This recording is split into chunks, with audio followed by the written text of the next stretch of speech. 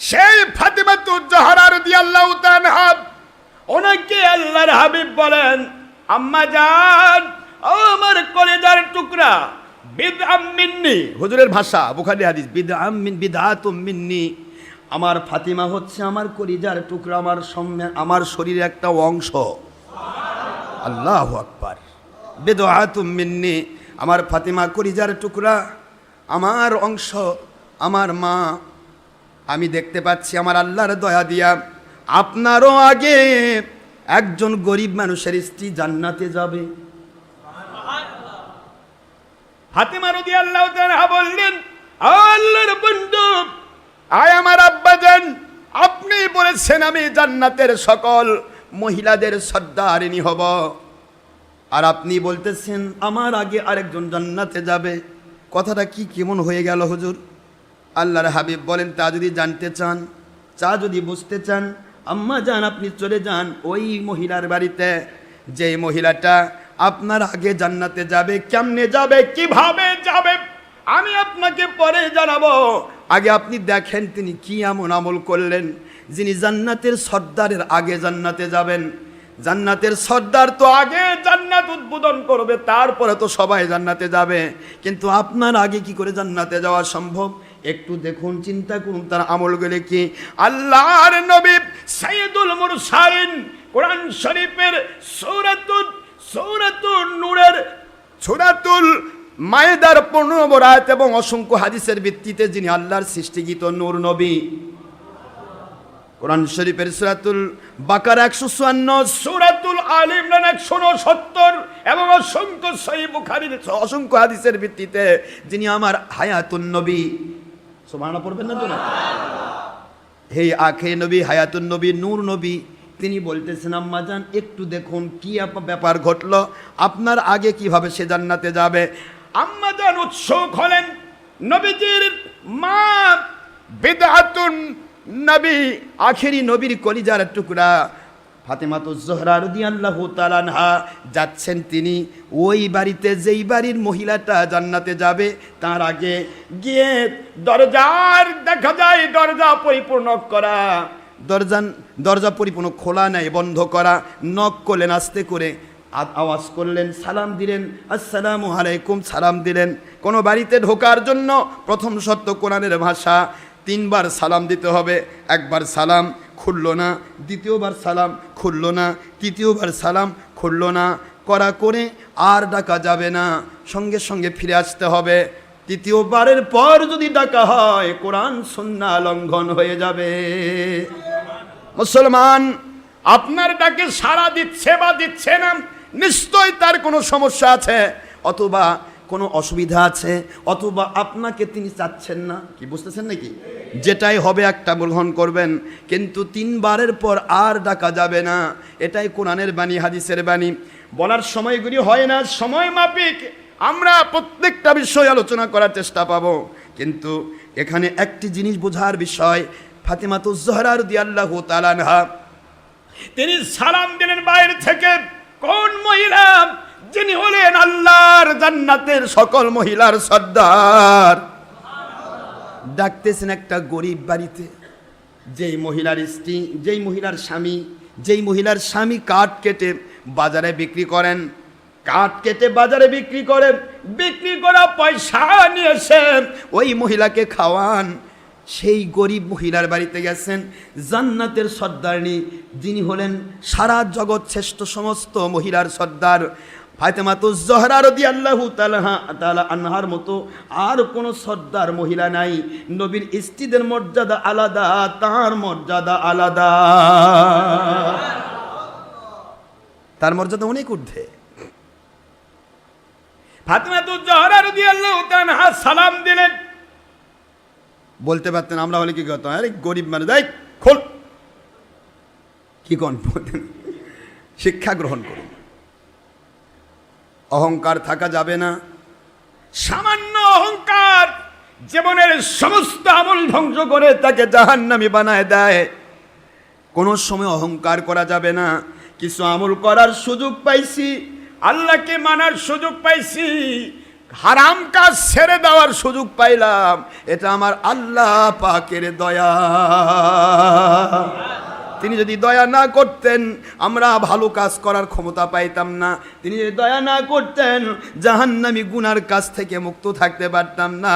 এই জন্য কোনো আমল করে গৌরব করা, অহংকার করলে অথবা নিজের ছেলে মেয়ে দিয়ে অহংকার করলে ওই অহংকারী বস্তুটা তার ধ্বংসের কারণ হয়ে যাবে। লা ইয়াদখুলুল জান্নাতা মান ফিহি খরদাল মিন কিবরিন। হুজুর বলেছেন যার ভিতরে এক জাররা পরিমাণ অহংকার থাকবে সে জান্নাতে যাবে না। নাউজুবিল্লাহ পড়বেন না ভাই? না রাগ করে বসে আছেন? গরম লাগছে তো আসলে। কারেন্ট কি আসবেই না আজকে নাকি?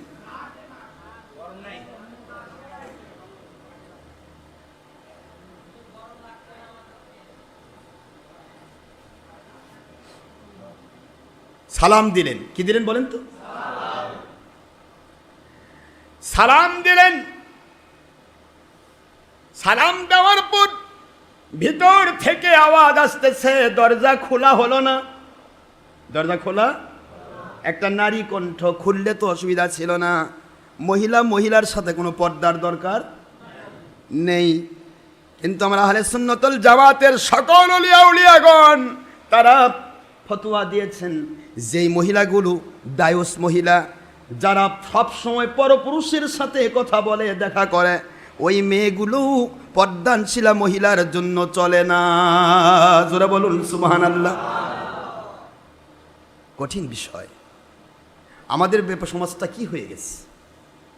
কোন ফাতেমা রাদিয়াল্লাহু তাআলা যেখানে পর্দার বিধান ও করনা ফি বুয়ুতিকুন্না ওয়ালা তাবাররাজনা তাবাররুজাল জাহিলিয়াতিল উলা।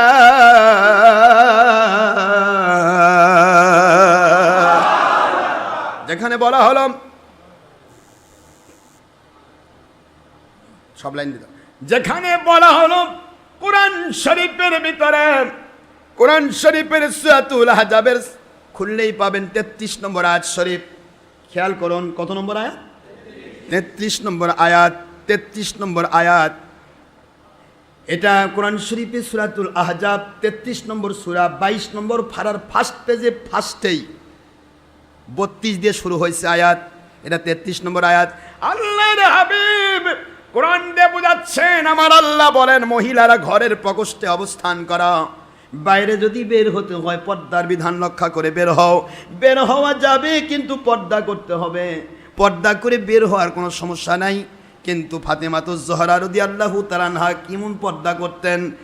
ডেকে বললেন আলী রাদিয়াল্লাহু তাআলাকে, আয় আমার স্বামী, আয় আমার প্রাণ প্রতিম আলী রাদিয়াল্লাহু তাআলা, আমি যখন ইন্তেকাল করব আমার নবীর সকল সাহাবীকে বলার দরকার নাই, রাতের অন্ধকারে কিছু কতিপয় বৃদ্ধ সাহাবীদেরকে দাওয়াত দিয়ে আমার শরীর মোবারকটা আপনি জানাজা করে দাফন করে দিবেন। কারণ আমি চাই না কোনো মানুষ আমাকে কাফনের কাপড়ের ভিতরেও দেখুক আর এইটুকু চিন্তা করুক আমি এতটুকু মোটা ছিলাম, এতটুকু চিকন ছিলাম, এতটুকু লম্বা ছিলাম, এতটুকু খাটো ছিলাম। এইটুকু আমার ইন্তেকালের পরে আমার শরীরটা দেখবে, একটু আন্দাজ করতে পারবে, এইটুকু আমি পছন্দ করি না। আমরা কি করছি গো? আমরা কি করছি? ফাতেমাতুজ জোহরা রাদিয়াল্লাহু তাআলা আনহা এইভাবে করে জীবন কাটিয়েছেন। তিনি সালাম দিলেন, ভিতর থেকে আওয়াজ আসতেছে, কে? ওয়ালাইকুম আসসালাম, উত্তর দিলেন, কিন্তু দরজা খোলা হলো না। দরজা না খুলে বলেন, কে আপনি? বলতেছেন, আমি নবী নন্দিনী ফাতেমাতুজ জোহরা রাদিয়াল্লাহু তাআলা। নবী নন্দিনী কথা বলেছে, আর কি কোনো গল্প আছে? কিন্তু দরজা খোলা হলো না। আল্লাহর হাবিব তো বলেন নাই, এই কথা তো বলেন নাই স্বামীর হুকুম অমান্য করে নবীর নন্দিনীর কথা মানতে হবে, এমন কথা তো তখনও আসে নাই।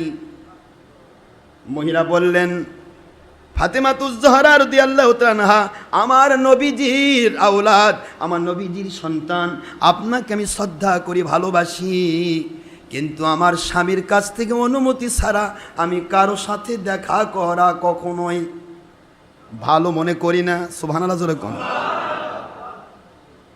আপনি দয়া করে একটু আমার উপর মন না খারাপ করে আপনি একটু বাড়িতে যান, আগামীকালকে দয়া করে আসবেন। আমার স্বামী বাইরে কাঠ কাটতে গিয়েছে, উনি কাঠ কেটে আসার পরে ওনাকে আমি বলবো, উনি যদি অনুমতি দেয় ইনশাল্লাহ আগামীকালকে আমি অনুমতি নিয়ে রাখবো। দেবেন তো বটেই, অনুমতি তো অবশ্যই দেবেন আমার স্বামী, কিন্তু ওনার অনুমতি ছাড়া, খুব খেয়াল করুন, কিন্তু ওনার অনুমতি ছাড়া আমি আপনাকে দেখা দিতে পারবো না, প্লিজ আমাকে মাফ করবেন। তো ফাতেমাতুজ জোহরা রাদিয়াল্লাহু তাআলা তিনি তো ইসলাম মানেন, শরীয়ত মানেন, তার মনের মধ্যে সমানতম খেদ রইল না। হ্যাঁ, তিনি তার স্বামীকে মানতে চান, তো স্বামীর তো অনুমতি নেওয়া লাগবে। আগামীকাল সকালে আসতে বলে, কালকে আসবেন ইনশাল্লাহ, কালকে আমি দেখা করব। ফাতেমাতুজ জোহরা রাদিয়াল্লাহু তাআলা ফিরে আসলেন বাড়িতে।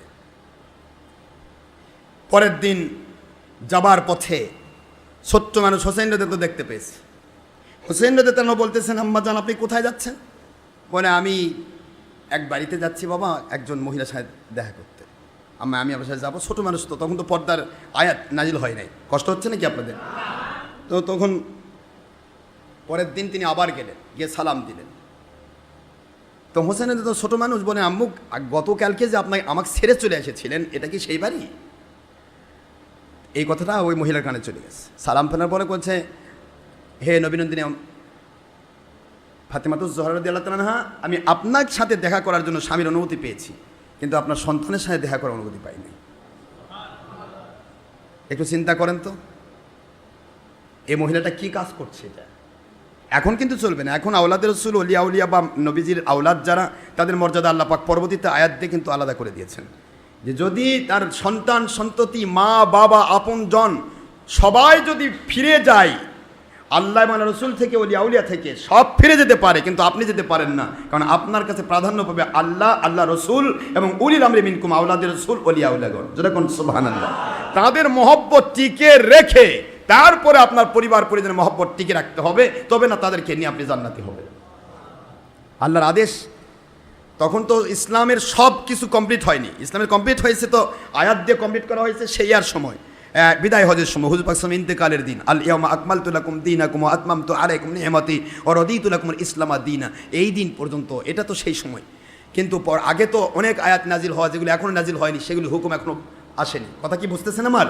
তো সেই হিসেবে তখন এই হুকুম ছিল না যে নবীর স্ত্রী বা নবীর সন্তান তারা যদি এসে ডাকে আমার স্বামীর উপরে প্রাধান্য দেব, এটা ছিল না। কথা কি বোঝা যায়? এখন ফাতেমাতুজ জোহরা রাদিয়াল্লাহু তাআলা তখনও ভাবলেন যে ঠিকই তো, এটা তো ভুল, এটা তো নিশ্চয়ই তার ভুল হবে, ঠিক আছে চলে গেলেন। যাবার পরে এভাবে করে 3 দিন তিনি ঘুরলেন। কয়দিন? 3 দিন ঘুরলেন। আমাদের মতো মানুষ হলে কী করতাম?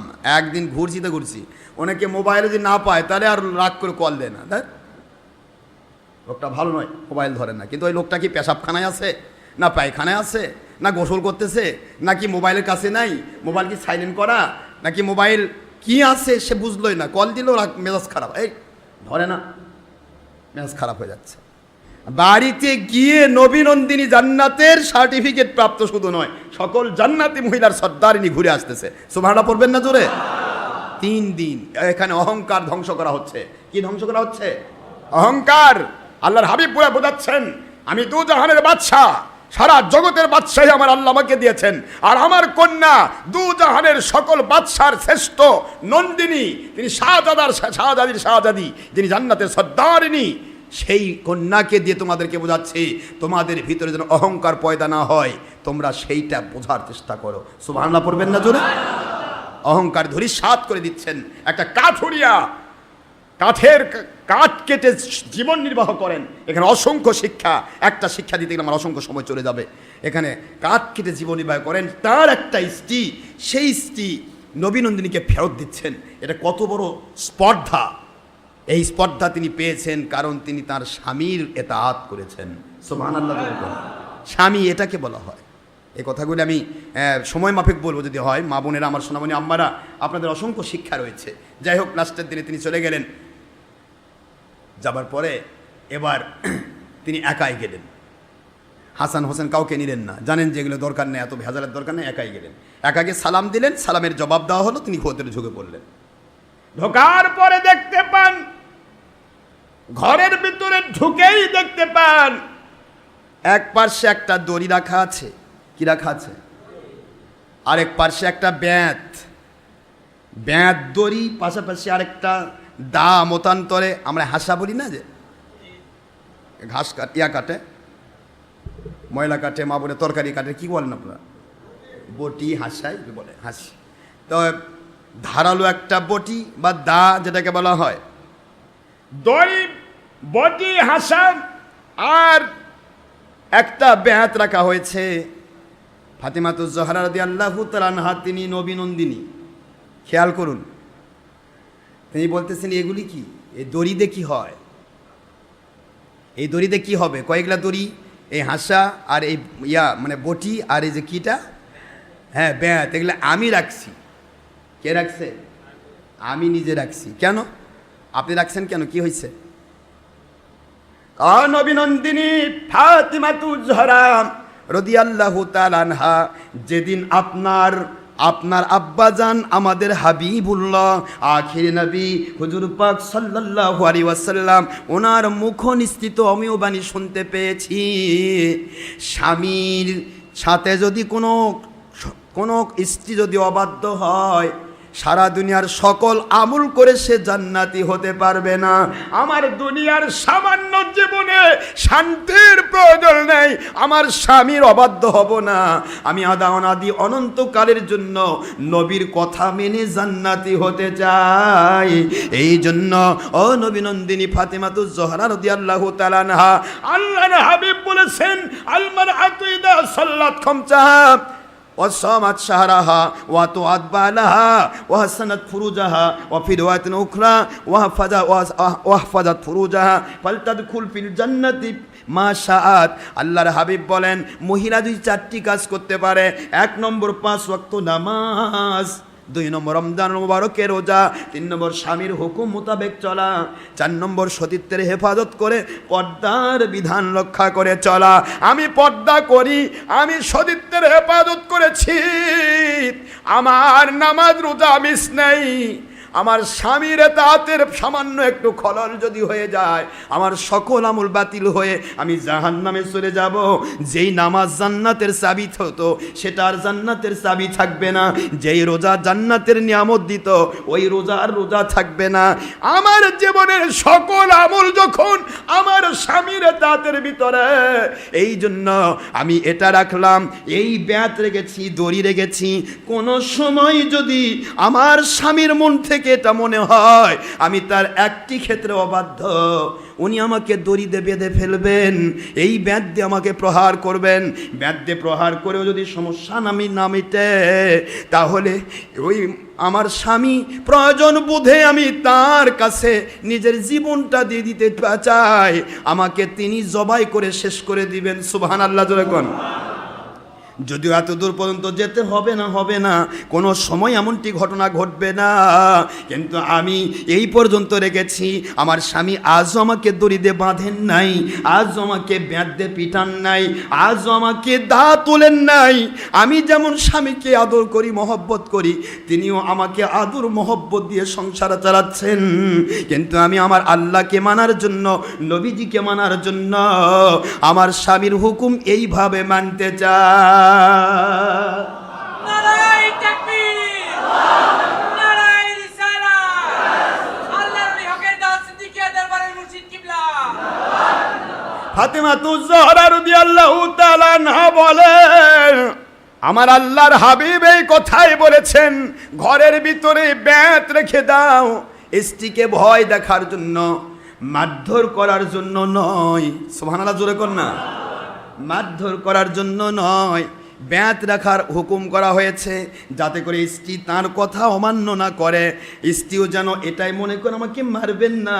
কিন্তু আল্লাহর হাবিব যখন ব্যাত রাখতে বলছেন, এইটাও আমার নবীজির হুকুম, এই হুকুমটার জন্য ওই ব্যাতের কাজ করার মতো কোনো কাজ যেন আমার দ্বারা না হয়, এই জন্য এটা করা হয়েছে। তো আপনি এরকম করে আপনার স্বামীকে ভালোবাসেন, বুঝতে পেরেছি আপনি কেন আমার সামনে জান্নাতে যাবেন, আমার আগে জান্নাতে যাবেন।